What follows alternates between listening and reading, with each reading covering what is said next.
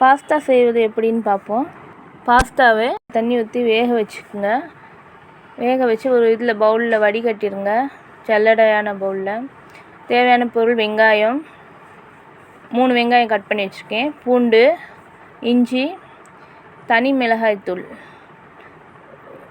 தக்காளி. இஞ்சி பூண்டு எல்லாத்தையும் போட்டு அரைச்சி எடுத்துக்குவோம்.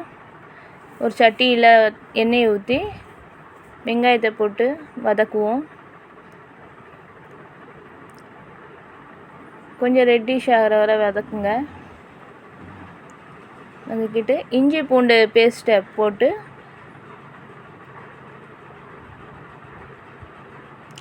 அதையும் மிக்ஸ் பண்ணுங்கள், வதக்கி விடுங்க.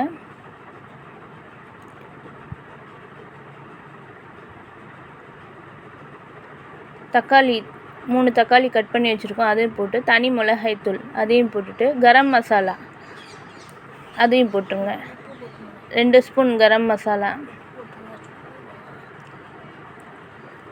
நீங்கள் டேஸ்ட்டுக்கு பார்த்து எவ்வளோ போடணுமோ காரத்துக்கு ஏற்றாப்புல போட்டுக்கலாம்.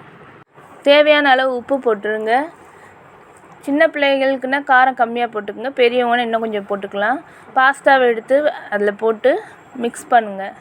தண்ணி வடித்து வச்சுருக்கோம்ல, அந்த பாஸ்தாவை மிக்ஸ் பண்ணிவிட்டு கொத்தமல்லி தூவி விட்டுட்டு சிம்மில் வச்சுருங்க. சிம்மில் வச்சு நல்லா கிண்டி விடுங்க.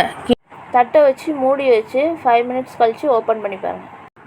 கிண்டி விட்டால் ரெடி ஆயிரும் பாஸ்தா. ஸ்லோலியே வைங்க, சிம்மில் வைங்க மெயினாக.